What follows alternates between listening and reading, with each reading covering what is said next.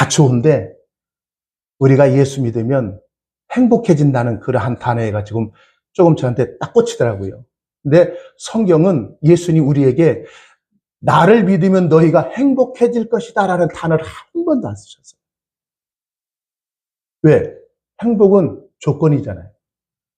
돈이 없는 사람이 행복해지려면 무엇이 있으면 돼요? 돈. 건강을 잃어버린 사람에게 행복해지려면 뭐 하는 거예요?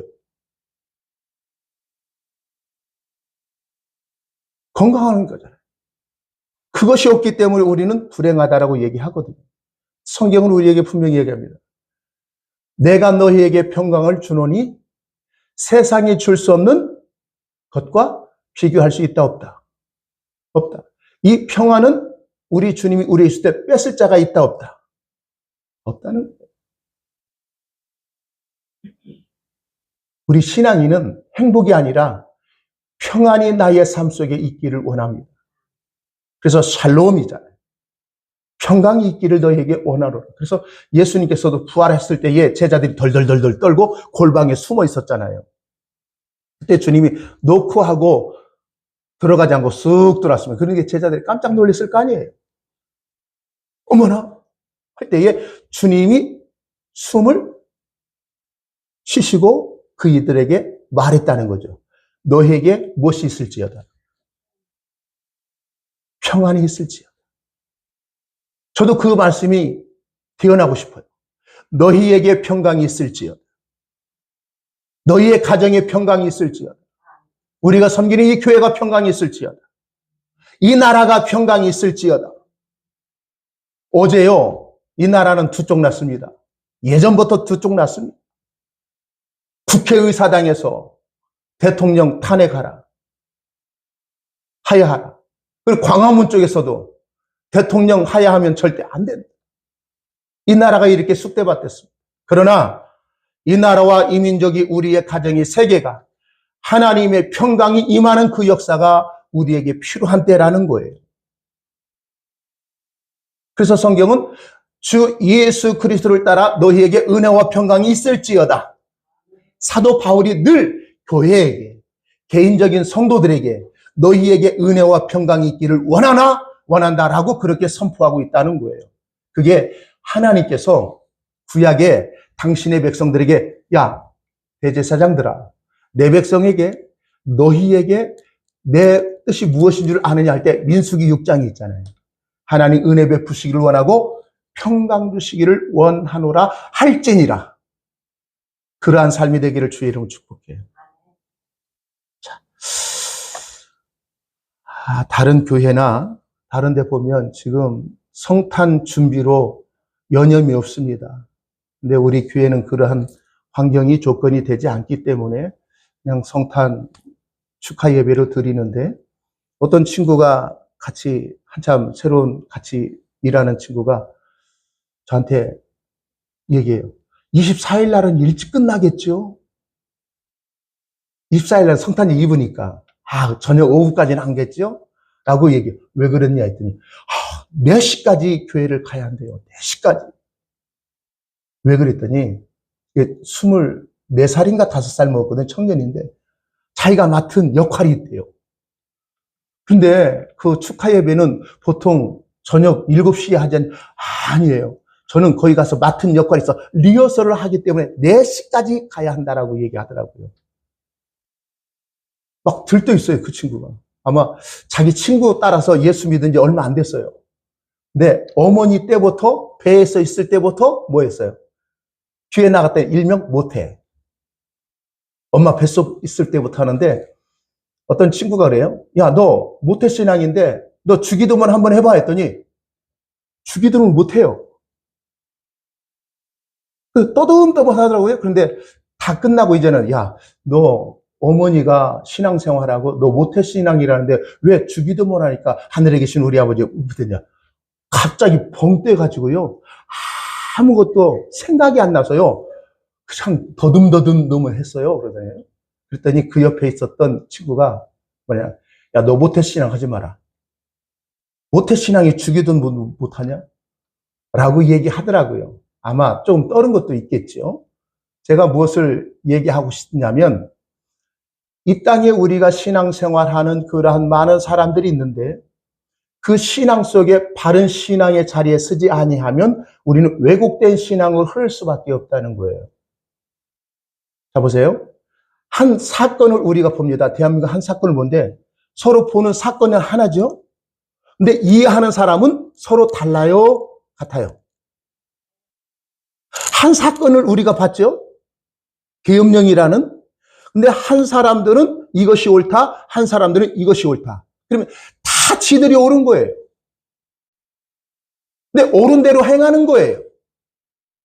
근데 하나님의 기준에 맞지 않는 모든 옳음은 다 잘못된 것이라는 거예요. 그래서 우리는 늘 하나님 앞에 나의 신앙이 바른 신앙의 자리에 서 있기를 힘쓰시기를 주의 이름으로 축복해요. 그래서 항상 우리는 두렵고 떨림으로 무엇을 생각하냐. 주님, 내가 신앙의 그 길이 바로 가고 있지요? 라고 항상 점검을 해봐야 돼요. 우리 권사님들, 성도님들, 나는 지금 바른 진리의 길로 잘 가고 계신 거죠. 이단들도 지들이 바른 길로 가고 있다고 생각해요. 그들이 우리를 지옥 갈 놈들로 생각하고 우리는 그들을 어디 갈 놈들? 지옥 갈 놈들이라고 생각하잖아요. 우리의 신앙은 성경에 바로 서 있는지를 다시 한번 되돌이키고 다시 한번 점검하는 자리가 말씀을 듣는 이 자리가 되어지는 거예요. 그래서 우리가 하나님 앞에 예배하는 자리가 진짜 생명을 걸고 그 자리를 사수하는 이러한 모습이 있어야 돼요. 히브리서 기자는 얘기해요. 너희는 때가 가까우면 모이기에 힘쓰라, 힘쓰지 마라. 힘써서 주의를 열심히 하는 게 아니라 우리가 신앙으로 바로 서여 있는지 바른 길을 가고 있는지 서로 점검하고 서로 격려하고 서로 위로해야 하는 그러한 모습이 되어져야 하는 거예요. 그래서 어떠한 사람과 같이 패하기를 기뻐하지 말고 모이기에 힘쓰라라고 얘기하잖아요. 자, 계속해서 저번 주 계속해서 말씀을 들어가는데 예수님께서 왜 이 땅 위에 하필 사람의 모양으로 이 땅에 오셨는가? 라고 하는 그러한 질문 앞에 오늘 히브리서 기자는 분명히 6가지를 얘기한다겠어요. 그 첫 번째는 왜 이 땅에 예수님께서 인간의 몸을 입고 오셔야만 했는가? 첫 번째 뭐라겠어요? 뭐 하러 오셨다겠어요? 잊어버리셨죠? 성경을 보십시다. 9절. 오직 우리가 천사들보다 잠깐 동안 못하게 하심을 입은 자, 곧 죽음의 고난받으심을 인하여 영광과 존귀록한 쓰신 예수를 보니 이를 행하심은 하나님의 은혜로 말미암아 모든 사람을 위하여 무엇을 맛보게 하기 위해서? 죽음을 맛보려 하시기 위해서 이 땅에 예수님께서 인간의 몸을 입고 오셨다는 거예요. 예수님이 죽지 않아도 우리를 하나님의 능력으로 구원할 수 있어요, 없어요? 있다겠잖아요. 왜 예수님이신 하나님이 이 땅에 인간의 몸을 입고 오셨느냐? 바로 죽으시기 위해서 이 땅에 오셨다는 거예요. 그 성경은 히브리서 9장에 한번 찾아보십시오.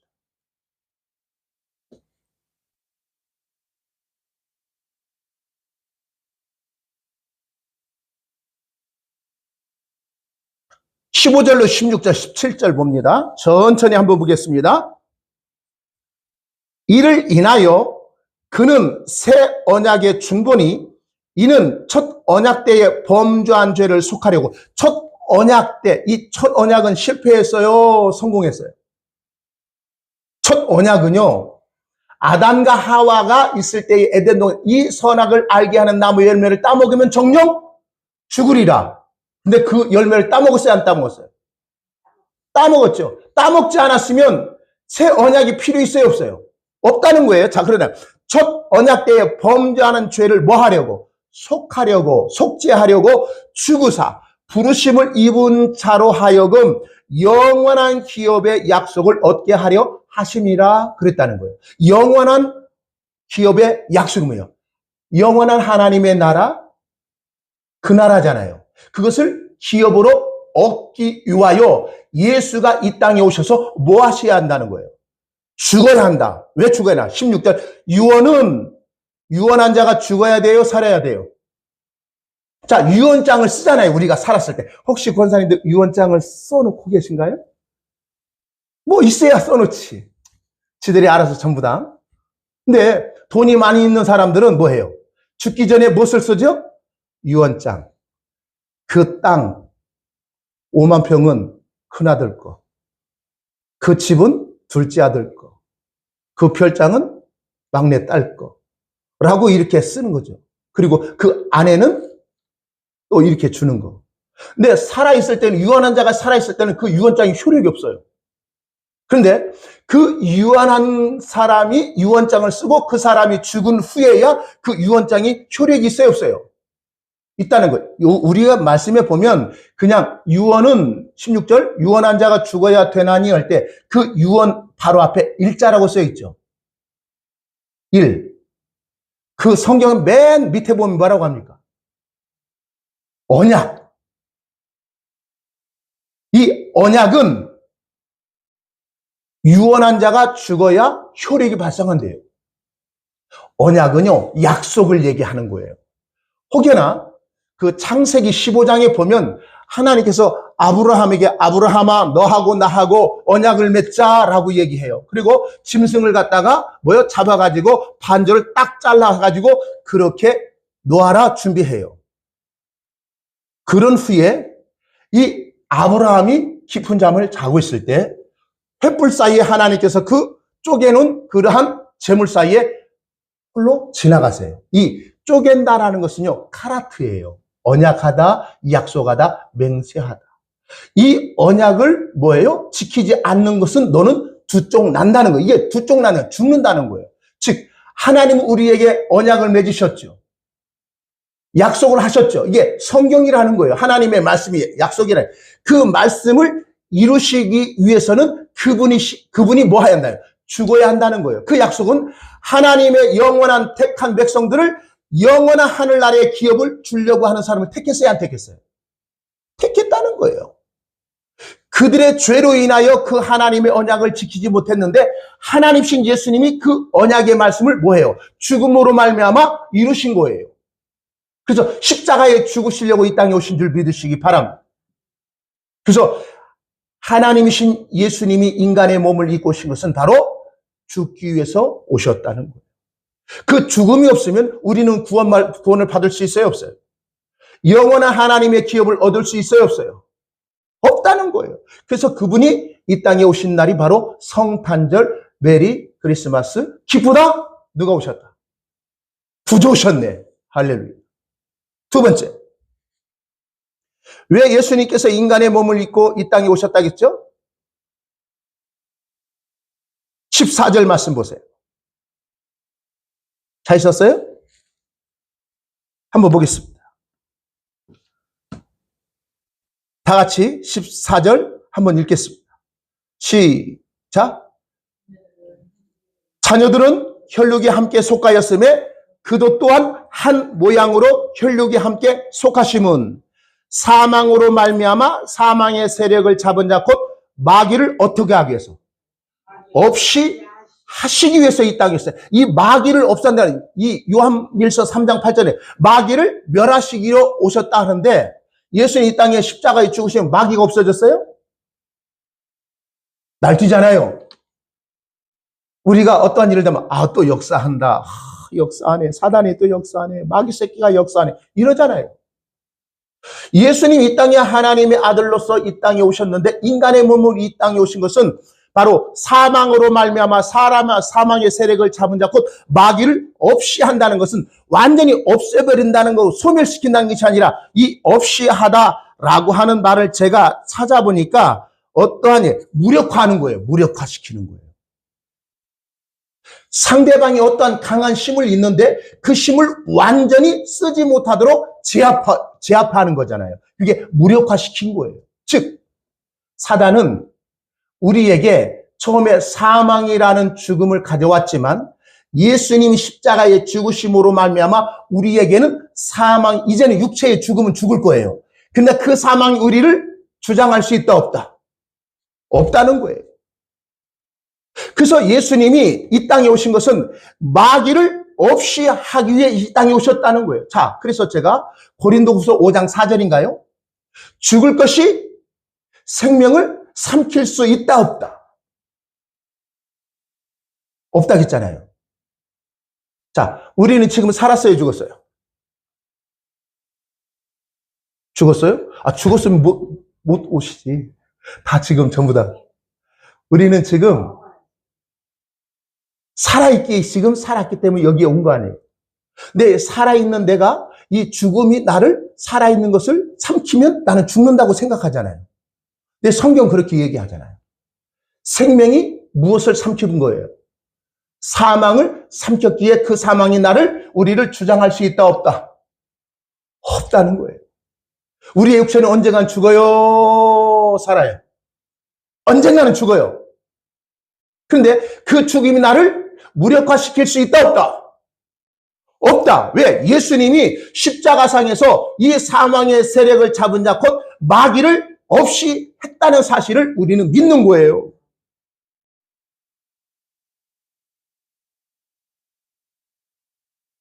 생명은 어디에 있습니까?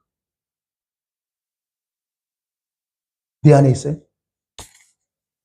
예수 믿는 사람과 예수 안 믿는 사람이 차이점이 뭐라겠어요? 예수 안 믿는 사람은 생명이 있어요, 없어요? 없으면 뭐만 있어요, 그러면? 목숨 따라 살아가는 거예요. 너희가 무엇을 먹을까? 무엇을 마실까? 무엇을 입을까? 염려하지 마라. 그렇죠? 그리고 너희는 먼저 그의 나라와 그의 의를 구하라 말씀하셨잖아요. 그게 바로 뭐냐? 예수 생명 안에서 사는 것이 가장 축복이고 가장 기쁨이고 그러한 사실을 믿고 살아가는 자 세상에서 많은 것을 얻지 못할지라도 참된 평안의 삶을 누릴 수 있다라고 주님은 말씀하고 계신 거예요. 우리는 행복을 추구하는 자가 아니라 주의 은혜의 평강을 추구하며 사는 자가 되어지기를 원합니다. 그 평안에는 안식이 있다는 거예요. 쉼이 있다는 거예요. 그것을 우리에게 주시려고 예수님이 이 땅에 인간의 몸을 입고 이 땅에 오셨다는 거예요. 그리고 세 번째, 왜 예수님이 이 땅에 인간의 몸을 입고 이 땅에 오셨느냐? 세 번째입니다. 자, 15절 또 죽기를 무서함으로 일평생에 매여 못하는 자리예요. 종로로 타는 모든 자를 놓아주려 하시며 이 놓아준다는 해방이에요. 자유를 주기 위해서였어요. 자, 우리 권사님들, 우리 성도님들, 나에게는 그 죽음에 대하여 공포가 휩싸입니까? 죽음과 사망에 대해서 자유롭습니다. 물어보십시다. 지금 뭐 건강하니까. 혹시 죽음이라는 공포 속에 혹시 사로잡혀 매여 있지는 않습니까? 아니면 그 죽음의 공포가 아니라 죽음에서 매여 있는 것이 아닌 자유함이 있습니까? 해방되셨습니다. 진짜 자유하시죠? 우리 집사람 사무 얘기할게요. 지난 얘기고 주님 앞에 너무 감사해요. 그 의사 선생님이 딱 건강검진 봤는데 간 쪽에 2cm 넘는 그 하얀 것이 보이는데 의심스럽네요. 그리고 그 위에 초음파할 때 폐 쪽에도 뭔가 보이는 것 같고요. 조금 뭔가 보이는데 여기서는 안 될 것 같고 큰 데 가서 다시 한번 검사를 맡아야겠대요 라고 얘기하니까 그 얘기를 듣자마자 불안한 거예요. 사람이 그렇잖아요. 건강했던 사람이 갑자기 암이다 라고 하는 그 얘기 들으면 두렵잖아요. 그래서 한 2주간 동안 있는데 마음이 쫄았대요. 혹여나 암이 아닌가. 죽음이 두려운 것이 아니라 내가 건강하게 살다가 주 하나님과 가는 것이 나은데 그렇지 아니하면 늘 항암 치료 받아야지 뭐 해야지 다 그러면 고통스럽잖아요. 그래서 하는 얘기가 우리 사돈 어른의 그 마음을 이제는 조금이나마 알았다. 사돈 어르신이 그 암 해가지고 1차 받고 2차 받았는데 이제는 전부 다 이제는 완치 판정 받았는데 늘 그래도 1년이면 한 번이라 했어요. 6개월에 한 번이라 했어요. 늘 추적을 한다는 거예요. 그래서 늘 불안한 그런 마음을 가지고 사신대요. 언제 어떻게 될지 모르니까. 우리가 지금 이 사망으로 말미암아 사망의 세력을 잡은 자 곧 마귀를 없이 할 뿐 아니라 죽기를 무서함으로 일평생에 매여 종노하는 모든 자를 놓아주시려고 이 땅에 예수님이 오셨다는 거예요. 예수님의 십자가의 죽음은 실제입니까? 가짜입니까?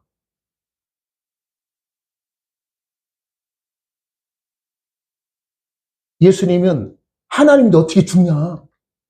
하나님이신 예수님이 사람이면 죽을 수 있는데 예수님이 하나님인데 어떻게 신이 죽을 수 있냐라고 그렇게 얘기해서 예수님은 십자가 죽은 게 아니라 죽은 척했대. 그래서 가연설이라고 얘기해요. 아니에요. 진짜 예수님은 죽으셨다가 3일 만에 다시 뭐 하신 거예요? 살아나셨습니다. 제가 왜 이런 얘기 하냐면 우리는 사망이 나를 주장하지 않고 생명이 나를 붙들고 있다는 사실을 꼭 기억하세요. 그 생명은 누구 안에만 있어요? 예수 안에만 있는 거예요. 그 생명이신 예수님이 나에게 어둠이었던 나에게 빛으로 오신 줄 믿습니다. 그 빛을 얻은 자는 다시는 어둠에 거한다, 거하지 않는다. 거하지 않는다. 요한복음 8장 12절. 빨리 한번 찾아보세요. 빨리 한번 찾아보세요. 요한복음 8장 12절. 나를 따르는 자는 어둠에 거하지 아니하고 어디에 거하느니라? 무엇을 얻으리라? 생명의 빛을 얻으리라. 예수를 따라가는 그 자체가 믿음으로 구원받은 성도들은 이제는 어두움에 속한 자가 아니라 생명의 빛 안에 있는 자인 줄 믿습니다. 그 생명이 사망이 생명이 나를 삼킬 수 있다 없다? 없어요. 내 육체는 언젠가는 죽어요. 죽어서 땅에 묻히진 않죠. 화장터에 가서 나의 육체는 다 없어질지라도 나라는 그러한 개인적인 그 생명은 영원히 하나님 앞에 살아있는 존재인 줄 믿습니다. 그래서 마가복음 12장에 보면 부활의 논쟁을 이 바리새인과 사두개인과 예수님과 논쟁을 보죠. 어떻게 죽은 자가 다시 살아날 수 있어? 라고 논쟁을 해요. 왜? 사두개인들은요, 그 당시에 보면 권사님들, 사두개인들은요, 제사장 그룹이었어요. 제사장이 어디서 나왔다고요? 사두개파에서 나왔어요. 지금으로만 종교 지도자들이라는 거예요. 종교 지도자들이 부활을 안 믿었다니까요. 지금도요, 미국이라는 신신학자들이, 목사들은요, 교수가 이런다네. 논문 쓸 때에 학생들에게 그래요. 지금도 예수의 부활을 믿는가? 라고 물어보면 저는 믿지 않습니다. 예수의 그 정신을 우리가 믿고 그때에 실천해서 살아야 돼요. 이렇게 교수들이 얘기한대요. 그래서 그 신학교에 나온 목사들이 그러한 부활을 가르치겠어요? 안 가르치죠. 그 당시에도 마찬가지예요. 그러니까 어떻게 죽은 자가 어떻게 다시 살아날 수 있느냐라고 그렇게 그들에게 예수님께 논박할 때 너희들은 성경을 오해하였도다. 성경을 읽긴 읽어요. 근데 오해해서 성경을 잘못 해석하고 있다는 거예요. 그래서 물어봅니다. 자, 하나님은 죽은 자의 하나님이 아니고 누구의 하나님? 산 자의 하나님이다 라고 선언해놓고 아브라함의 하나님, 이삭의 하나님, 야곱의 하나님이 아니더냐라고 얘기해요. 그러면 묻겠습니다. 오늘 우리는 하나님 앞에 산 자입니까? 죽은 자입니까? 산 자의 하나님. 그러면 내 육체는 이 땅에 존재하지 않을지라도 하나님 앞에는 나라는 존재는 영원히 살아있는 존재라는 거예요. 그러니까 그러한 신앙의 믿음을 가진 자는 사망의 나를 어떻게 할 수 없다는 거예요. 왜? 우리는 생명에 속한 자이기 때문에. 그러니까 우리는 언제든 내 육체는 죽을 수 있지만 그 영원한 생명을 해할 수 있는 존재가 하나도 없다는 거예요. 그것을 믿는 믿음으로 살아내라 라고 지금 얘기하고. 왜? 히브리서를 지금 기록하는 배경이 뭐라 했어요? 그 배경은 로마 황제 네로가 기독교 엄청나게 핍박할 때예요. 그들은 내 목숨을 죽일지라도 내 안에 있는 예수 생명을 뭐예요? 멸하지 못한다는. 그래서 너희는 내 목숨을 죽이는 자를 두려워하지 말고 영혼과 몸을 지옥에서 멸하는 그 하나님을 두려워하라고 있잖아요. 그러므로 우리 사랑하는 권사님들, 성도님들, 예수를 믿고 구원받았다는 것은 사망에 매여 일평생 종로로 타는 자가 아니라 예수 그리스도 안에 있는 그 생명이 얼마나 가치 있고 얼마나 아름다운 줄을 알고 하루하루 주 하나님 앞에 믿음으로 감사함으로 기쁨으로 그날을 살아내는 거예요. 우리에게는 내일이 있어요, 없어요? 내일 일은 난 몰라요. 하루하루 은혜와 믿음으로 살아내는 거예요. 오늘을 살아내니까 내일이 또한 주님이 은혜로 주어지는 것으로 살아가는 거예요. 이런 얘기 있잖아요. 하루살이하고 모기하고 만나서 하루를 진짜 재밌게 놀았대요. 너무너무 그냥 신나게 놀았대요. 그러니까 그 하루살이가 모기에, 야, 내일 또 오늘처럼 너하고 나하고 재밌게 그렇게 살자 하니까 모기가 한 말, 너는 하루밖에 못 살잖아. 하루살이잖아. 그렇게 얘기했대요. 우리 인생들이 그런 것 같아요. 내일 일은 난 모르는데 내일을 나의 삶에 주어질 줄 착각하고 산다는 거예요.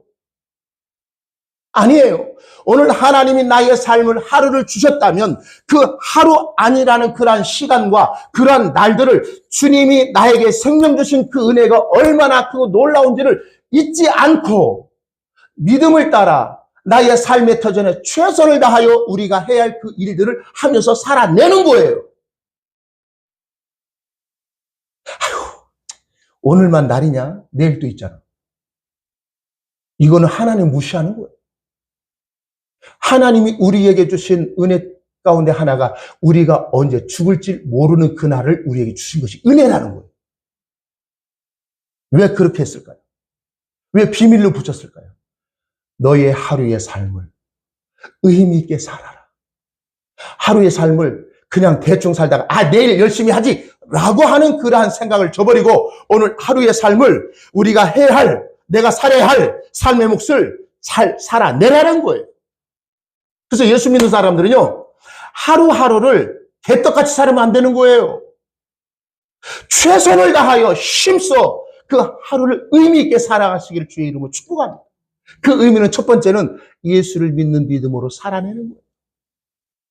주의 은혜의 사랑을 받았으니 그 사랑을 또 다른 사랑이 필요하면 나를 통해서 그 일들이 흘러나가도록 나를 사용해 주세요 라고 하는 그 자리에 서야 돼요. 그게 예수 믿고 구원받은 새 생명 얻은 자의 삶의 모습의 모양인 줄 믿습니다. 네 번째는 16절, 이는 실로 천사들을 붙들어 주려 하심이 아니요 오직 뭐예요? 아브라함의 자손을 뭐 하려고? 붙들어 주려 하심이라. 자, 그러면 묻겠습니다. 우리는 아브라함의 자손이에요? 아니면 김씨 아무개의 자손이에요? 그러면 유대인이에요? 내 나라는 지금 속한 것이 이스라엘이에요? 이 의미가 아니에요. 아브라함의 자손이라는 것은 이스라엘 나라의 그러한 사람이 아브라함의 자손이라는 것을 얘기한 게 아니고 유대인이 아브라함의 자손이 아니라 바로 믿음을 따라 사는 모든 구원받은 성도는 다 누구의 자손이다? 아브라함의 자손이다.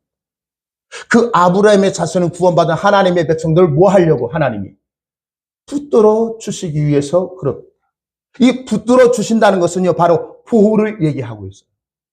그 붙들어 주심은 붙들어 우리를 인도하신다는 거예요. 어디로? 하나님이 우리에게 약속하신 영원한 기업을 얻게 하시려고 우리를 붙들어 인도한다는 거예요. 아마 다음 주에는 그 설교를 해야 할 것 같아요. 하나님께서 모세를 통해서 구원하신 것은 어디에다 집어넣으려고? 광야에 다 죽이려고 부른 게 아니라요. 가나안 땅. 근데 출애굽 1세대는 가나안 땅 들어가요, 못 들어가요? 못 들어가죠. 왜 못 들어갔어요? 그거는 천국 못 갔다는 얘기는 아니에요. 왜? 모세도 가나안 땅 들어갔어요, 못 들어갔어요? 아, 그렇게 얘기하시는 분이 있대. 가나안 땅에 못 들어간 출애굽 시대는 다 지옥 같다고. 아니에요. 하나님의 택한 백성은 다 가는 줄 믿습니다. 그건 뭘 모형하느냐? 가나안은 안식이에요. 참된 안식은 믿음을 통해서 주어지는 건데 그 믿음은 누구를 통해서 오더라? 예수 그리스도를 믿는 믿음으로 오더라. 할렐루야. 그 얘기를 히브리서 기자는 얘기하는 거예요. 자, 그러면 아브라함의 자손을 붙들어 주시미라 할 때 그 아브라함의 자손은 어떠한 지역적인, 어떠한 혈통적인, 어떠한 그러한 계보적인 것이 아니라 누구든지 예수 그리스도를 믿는 믿음을 가진 자는 다 누구의 자손이다? 아브라함의 자손 곧 그 자손들을 하나님이 붙들어 주시려 함이라 그랬어요. 그 하나님께 그들을 붙들어 주시면 뺏을 자가 있어요, 없어요? 있어요, 없어요? 자, 요한복음 10장 다 같이 한번 찾아보세요. 다 찾으세요, 빨리. 10장 28절로 29절. 성경을 찾아야죠. 10장 28절로 29절입니다. 아, 찾았으면 한번 천천히 한번 다 같이 한번 읽을게요. 자, 시작. 내가 저희에게 영생을 주노니 영원히 멸망치 아니할 터이요 또 저희를 내 손에서 어떠할 자가 빼앗을 자가 있다 없다 없느니라. 그 다음 29절 저희를 주신 내 아버지는 만유보다 크심에 아무도 아버지 손에서 빼앗을 있다 없다 없다. 우리 주님이 우리를 붙들고 계세요. 그 주님의 붙들림만에 우리는 세상에 어떠한 존재도 그 손에서 빼앗을 존재가 있다 없다 없다는 거예요. 할렐루야. 그 주님이 나를 붙들고 계세요. 그 주님이 나의 삶의 모든 것을 주장하고 있으세요. 할렐루야. 그러기에 우리는 사망조차도 죽음조차도 핍박조차도 환난조차도 두려워하지 않습니다. 그래서 우리가 잘 알고 있는 이사야서 41장 10절 두려워 말라 내가 너와 함께하리라. 놀라지도 말라 내가 너를 도와주리라. 참으로 너희를 굳세게 하리라. 할렐루야. 이 얘기를 선포하고 있는 거예요. 그리고 다섯 번째 17절 그러므로 저가 범사에 이 저가는 누구죠? 예수 모든 일에 형제들과 같이 대심이 마땅하도다. 이는 하나님의 일에 뭐하고 자비하고 이 자비는요 불쌍히 여기는 거예요. 또 충성된 제사장이 되어 이 충성된 제사장은요 죽도록 충성한 게 아니라 신실하신 대제사장이 되어 백성의 죄를 뭐 하려 하심이라? 구속하심이 되기 위해서 있다. 이 구속이라는 속죄예요. 이거예요. 우리는 일평생 사망의 그 죽음에 매여 종로로 됐잖아요. 덜덜덜 떨었잖아요. 이게 매였다는 것은 노예가 되어진 거예요. 자, 이 얘기만 하겠습니다. 옛날에는 노예는 사람 취급받았어요? 못 받았어요? 사람의 축이 안 들어요. 짐승으로 취급했다는 거예요. 이 노예는 자유가 없으니까 그 주인이 죽여도 살인이에요, 살인이 아니에요. 근데 조금 뛴 노예는 그 주인의 손에서 뭐 하려고 도망치려고 하는 노예들이 있었대요. 예전에 조선시대 때도 추노꾼이라고 혹시 들어보셨죠? 장동경이라서 노예 도망간 노예를 잡아다가면 상금 받아가지고 살아요. 이게 추노꾼이라 있잖아요. 추노 노예를 추적하는 자들. 그 당시에도 많은 노예들이 도망치면 그 노예들을 다시 한번 잡아오면 이제는 많은 사람 앞에 그 이마에 무엇을 찍었다고 합니까? 낙인을 찍었대요. 이렇게. 그러면 나는 노예이지만 도망쳐다가 잡혀서 나는 다시 왔습니다라고 이렇게 노예를 얼굴에다가 이렇게 찍었대요. 그럼 다른 많은 사람 보면 그 얼굴을 보면 저 도망쳤다 잡혀온 노예라고 하는 사실을 알까요, 뭘까요? 알죠? 그러니까 그 노예 주인은 그 노예를 자기 집에 계속 놔두겠어요? 팔려고 시장에 내놓겠어요? 응? 팔려고 노예 시장에. 그러면 그 노예 시장에서 팔려고 나간 이 도망친 노예가 있을 때 다른 사람이 이 노예를 장정의 노예값은 은 30냥이 했거든요. 그러면 은 30에 이 노예를 팔려고 하는 주인이 있겠어요, 없겠어요? 왜? 은 30에 데리고 사서 가면 또 이 노예는 또 도망칠 가연성이 많아져요. 많아지잖아요. 그러면 그 노예는요, 은 30이 아니라 은 10, 은 5 이렇게 완전히 똥금이 됐다는 거예요. 그럼 많은 사람들이 자기가 일손이 필요해서 노예를 살려면 그 노예를 사겠어요, 안 사겠어요? 우리 김한수 권사님 같으면 한번 죽여놓은 놈인데. 그런데 그 노예 시장에서 내놨다가 이 도망친 노예가 팔리지 아니하면 그 노예는 그 주인의 집에 가서 그대로 살려두는 게 아니라 죽였답니다. 왜 그런 줄 알죠? 입 벌려고. 그리고 그 노예가 있으면 다른 노예도 영향력이 있겠어요, 없겠어요? 그러면 그 노예는, 지금 시장에 나온 그 노예는 가장 바라고 원한 것이 나를 사가는 사람이 있어야 나는 산다는 거예요. 그때는 그랬대요.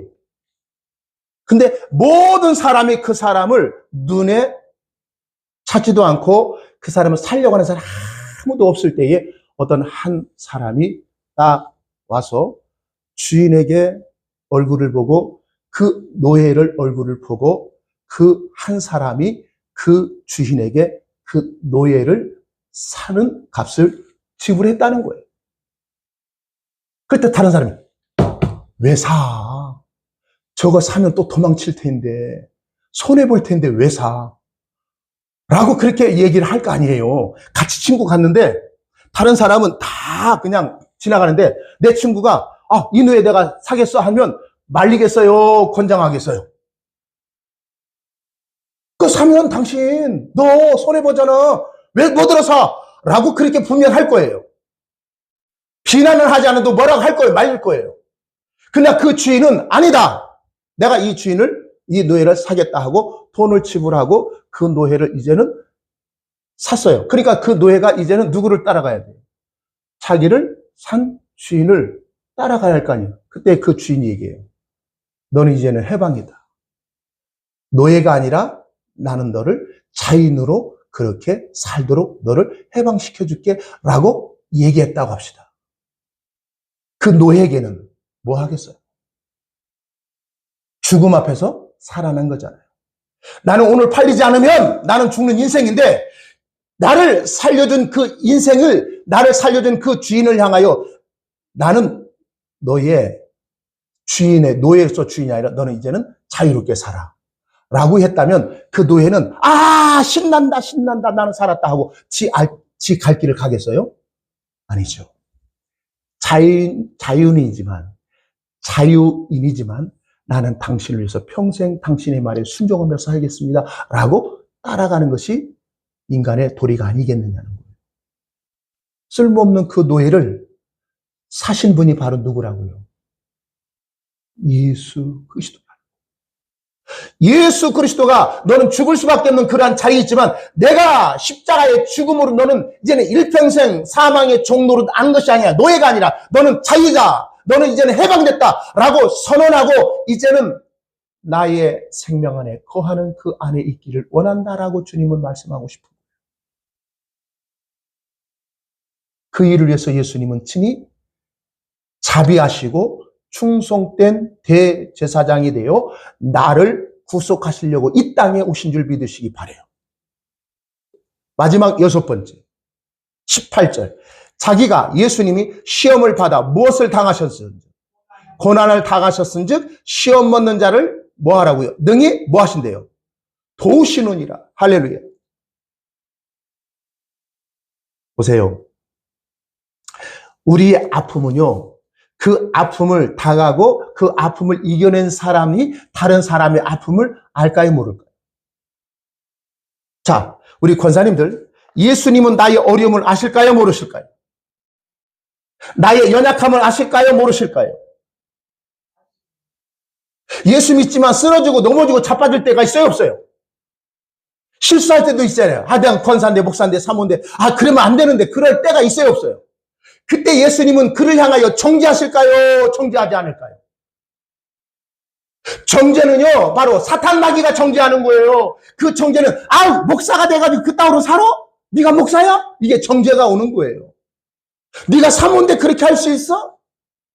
네가 권사인데 그렇게 할 수 있어?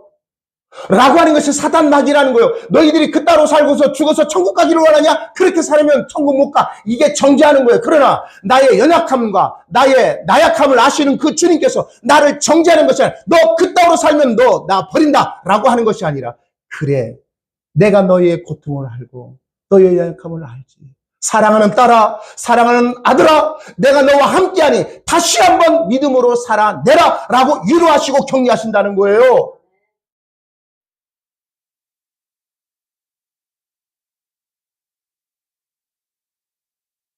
예수님은 나의 삶을 이해를 못하실 거야. 내가 얼마나 처참한지. 가장 비참한 것이 바로 뭐니 돈 없는 자의 비참함. 주님은 나의 가난한 이 진짜 똥구멍 찢어지게 가난한 걸 주님 아실까? 그때 그 주님은 그를 향하여 얘야, 내가 너의 그 가난함과 궁핍함을 내가 알고 있지.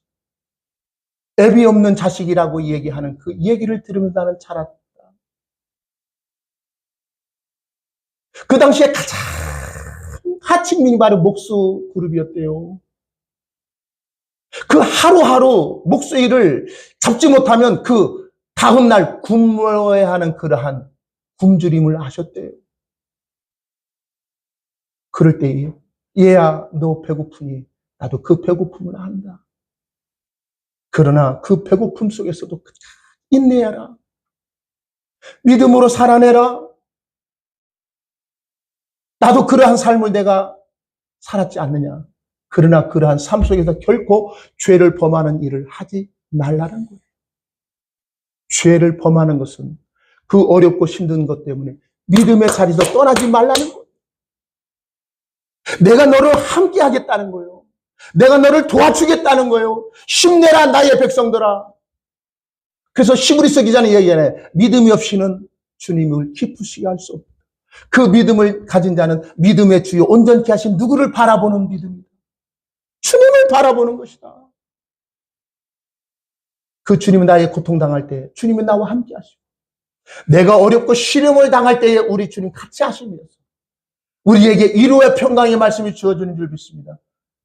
내가 너와 함께 하지 않냐?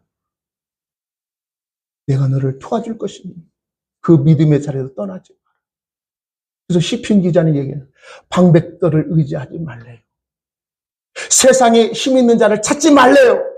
우리가 찾고 도움의 요청을 하시는 분은 오직 나를 구원하신 예수 그리스도밖에 없습니다. 어렵고 힘드십니까? 말 못할 그러한 인생의 자리에 있습니까?